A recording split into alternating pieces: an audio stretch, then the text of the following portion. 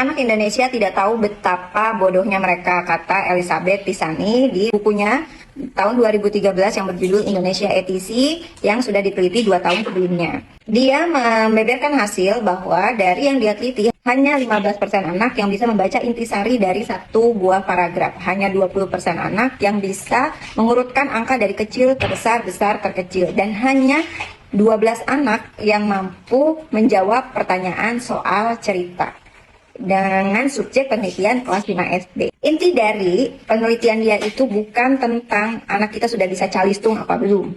Tapi yang diprihatinkan dari penelitian itu adalah bahwa banyak anak yang bisa membaca tapi tidak bisa mengerti apa yang mereka baca. Ini merupakan, saya korelasiin di penelitian yang lain, bahwa anak 7 tahun itu baru bisa mengikat makna.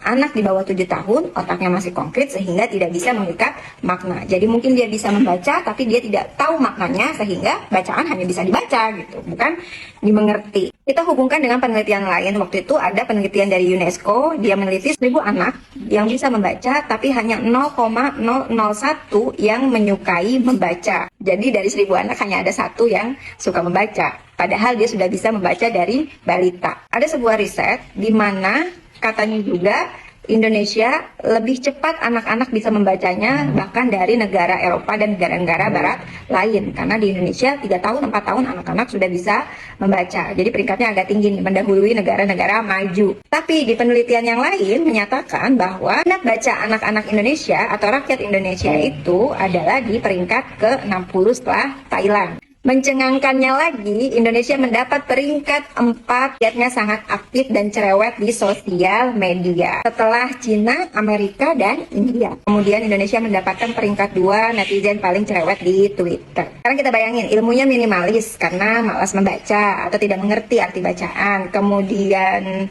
cerewet, kemudian aktif di sosial media. Apa yang terjadi?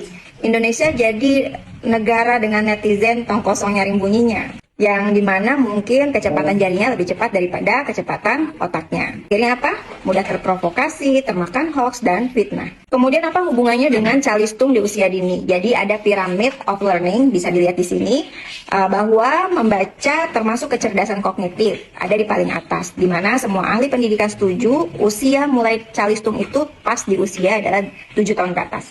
7 tahun harus bangun fondasinya nih yang di bawah, ya. Apa fondasinya? Sensori, motorik, dan tuntas bahasa. Bagaimana caranya? Mulai dengan melakukan kegiatan nyata. Ajak anak berkegiatan-kegiatan orang tuanya sehari-hari. Yang kedua adalah belajar di alam. Kemudian lagi olahraga yang terarah untuk gerakan-gerakan dasar seperti memanjat, menarik, mendorong, menggantung, mengayun, dan sejenisnya. Kemudian bercerita, berkisah, kemudian berdiskusi, dan melihat demonstrasi. Jadi melihat hal-hal yang bisa dipraktekkan. Kemudian dalam pendidikan fitrah based education, ada namanya fitrah jasmani. Fitrah jasmani ini targetnya adalah anak-anak harus tuntas gerak sebelum usianya 9 tahun. Karena ketika 9 tahun geraknya sudah tuntas, dia akan bisa lebih fokus, siap menerima materi dan teori, geraknya bisa dikendalikan. Ini ada hubungan juga sama perintah sholat, di mana anak-anak 9 tahun harus sudah wajib sholat dan boleh dipukul, gitu ya. Dipukulnya juga nggak gimana-gimana, tapi intinya sudah mulai tegak. Dan salah satu dari rukun sholat adalah tumaninah. Nah, tumaninah ini adalah berdiri atau sholat dengan tertib dan tenang, tidak boleh banyak bergerak. Nah, kalau misalnya ibu-ibu lihat anak-anaknya sholatnya masih garuk-garuk, masih goyang-goyang, padahal udah gede gitu ya, bisa jadi karena fitrah jasmaninya belum tuntas. Dan data lain disebutkan bahwa Indonesia ini sudah mulai naik anak dengan angka pre-diabetes, di mana anak-anak sudah mengalami diabetes bahkan gagal ginjal. Kenapa bisa begitu? Salah satunya adalah kurang gerak. Jadi ketika di usia gerak dia di bawah 9 tahun, kita suruh dia diam, belajar calistung.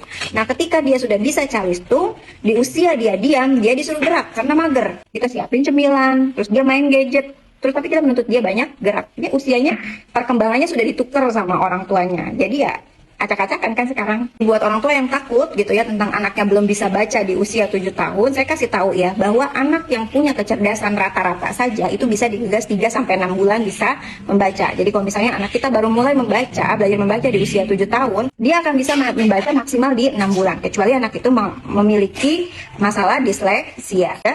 Adapun pelajaran kelas 1 yang sudah begitu banyak buku-buku dengan banyak bacaannya, itu adalah tugas guru kelas 1 membacakan, ya. Mau tidak mau memang harus membacakan. Seperti guru-guru kita dulu, dia mulai ngajarin anak-anak membaca di kelas 1. Makanya ibu-ibu milenial kan, lihat kan, pola pikirnya, nalarnya lebih jauh. Karena memang dia sudah siap saat itu gitu ya. Sudah siap untuk belajar dibandingkan anak-anak Gen Z. Saya bikin lamaran, buat apa, yang lamar apa? Dibaca nggak sih lowongannya? Karena saya bingung, apa dia nggak ngerti gitu ya bacaannya. Dan ini juga jadi, kalau misalnya satu guru mesti mengajarkan baca anak sekian banyak gitu ya, bisa nggak gitu? Belum tentu bisa juga. Kenapa? Karena kebanyakan anaknya gitu. Itu kenapa di video sebelumnya saya bilang kita ini kekurangan guru. Kenapa sih guru honorer ini mesti diberikan gitu, diganti dengan guru P3K? Lagi-lagi anggaran. Udah jadi muter ya. Jadi sekarang sistem pendidikan itu muter-muter di mana? Jadi kalau misalnya nih orang tuanya nggak mau bantu memperbaiki gitu ya, bekerja sama dengan sekolah untuk esensi bagaimana orang tua bisa berkolaborasi dengan sekolah untuk mencapai tujuan pendidikan. Gimana tentang penelitian itu? Sudah bisa dimengerti?